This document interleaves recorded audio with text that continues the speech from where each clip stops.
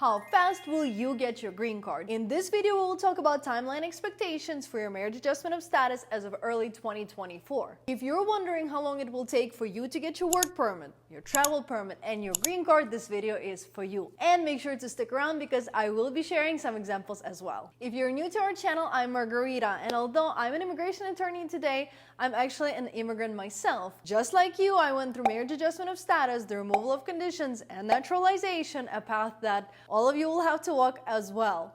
Unfortunately, my own experience wasn't fun at all, specifically because of how challenging it was to deal with the USCIS. So now we guide couples like you through this entire process, and in this channel we share new videos weekly with practical tips and tricks on how to handle your own marriage adjustment of status. Alright, so let's start with the work permit. Obviously, you might be curious when you will be able to start working. And even if work is not an issue and you don't need to start working anytime soon, that is when you also get your social security number, and that you definitely need. Alright, so things have been really bad in the past. I mean, just a year ago, you would be waiting for your work permit forever, many months, often years. Right now, in 2024, things are a bit different in a very much positive way. As of the last 4 to 5 months, at least inside our marriage immigration method, members get their work permit pretty much right away. It's no guarantee that that will be your situation, but it is simply our observation. After looking into our stats, we saw that 90% of our members during that time got approved for a work permit a day or maximum 2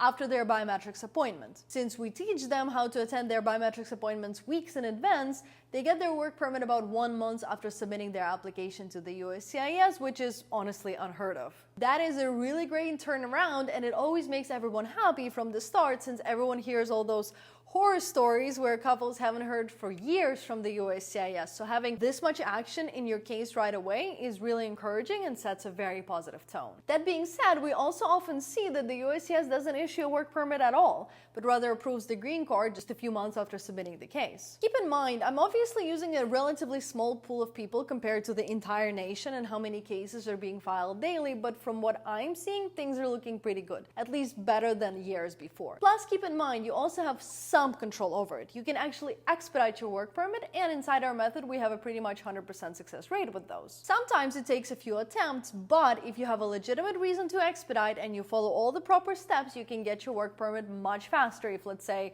it gets stuck and you aren't hearing anything from the immigration for some time after submission. And don't forget, you can expedite many different forms, but you can check the USCIS website for examples, and we've included the link below for you as well. Okay, so what about a travel permit? I bet you want to travel back home to see family in summer, and you generally want to be free to go on an overseas vacation whenever you feel like it. So when can you expect your travel permit? Although you should definitely include a travel permit or advanced parole application with your file, currently it takes about 12 plus months to get this document. Couples often ask if it even makes sense to apply for it when they are not even sure if the foreign spouse will need to travel, but truthfully, it is a great idea to apply for it, since you never know what type of an emergency can come out back home that will require you to travel. Although you can always go for an emergency advanced parole, having a pending application will allow you to expedite it. Honestly, travel permit is a real rarity. We almost never see it, but I do want to make 3 comments about this. 1, we often see travel permit approval when couples try to expedite their work permit. In this case, they often get what's called a combo card, which is a work permit, but it also has an endorsement on it that allows you to re-enter the US. 2, sometimes this travel permit comes through out of the blue 2 months after submitting an application. Although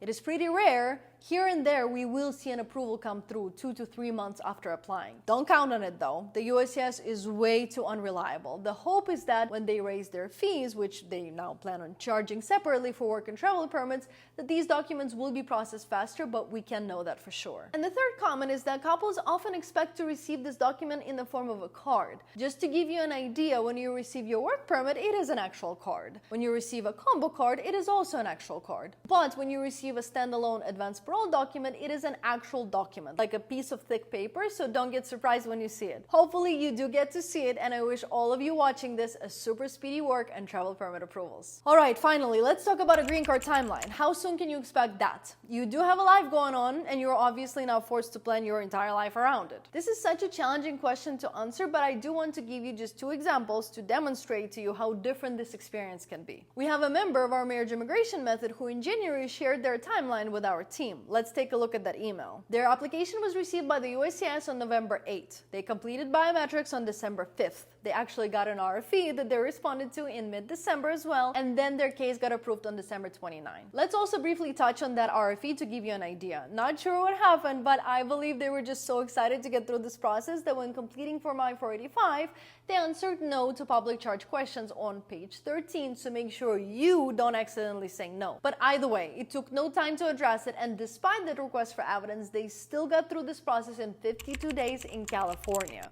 I mean, we're talking about the Bay Area, so that is extremely fast. And that is in comparison with another couple inside our program. I actually sat down to interview them as a successful couple from our program in December, and during that interview, it turned out that they haven't received their green card yet. You see, a lot of couples erroneously assume that this is a super simple process. You just submit a few forms, some supporting evidence, and a year later, or even less, you have your green card. But that is an exception. It is certainly not a rule. So here's what happened here. Although they had a super mega straightforward case, they were scheduled for an interview, which is fine. I expected it to be waived, but the USCIS schedules straightforward cases for interviews all the time. Either way, they go to the interview, and at that interview, the officer asks a ton of questions about their tax return. No relationship question, just about a tax return. It turns out that when the US citizen spouse was going to file taxes, he hired a CPA to assist him with that because although he was not married to his spouse at the time, he was paying spouse's tuition and all expenses, so they wanted to claim that on their taxes. For whatever reason, the CPA, without ever seeing their marriage certificate and being specifically told that they were not married, still filed their taxes for that year as married, filing jointly instead of using a foreign spouse as a dependent. Now, at the interview, the officer is literally digging deeper and deeper into the subject, and although this couple right away realized what happened, and they realized that it was a mistake, the officers started implying that maybe they did this intentionally to get more favorable tax benefits. I mean, I didn't know it was an IRS they were speaking to and not immigration services, but either way, you see how a simple mistake that is not even your own can cause a ton of confusion and now delay. Interestingly enough, the officer at the end of the interview told them that he was approving their case, but that their system was down and he just couldn't process it. So of course they left the interview thinking that their case got approved. They had a ton of evidence that they submitted with their case initially. I mean, a house together in addition to years of relationship, families knowing each other, etc. But they also brought a ton of it to the interview, which didn't even matter since the officer was only asking about taxes. The issue is that after they left their interview, they haven't heard from the USCIS for months until their I-130 got approved, and then they randomly received a letter saying that their interview got canceled. That same interview that actually took place and that they attended. How are you going to handle it if that was to happen to you? And that is exactly what often happens and why it is so hard to predict how long your case is going to take. Inside our program, we share exactly how to follow up with the USCIS and what your options are when something like this happens. That is also why we offer all 3 steps of this immigration journey all the way through naturalization. It is so much more than paperwork filing, and the idea is to offer our members a truly seamless and stress-free immigration experience, not just show them how to fill out the forms and now you go and deal with the USCIS on your own.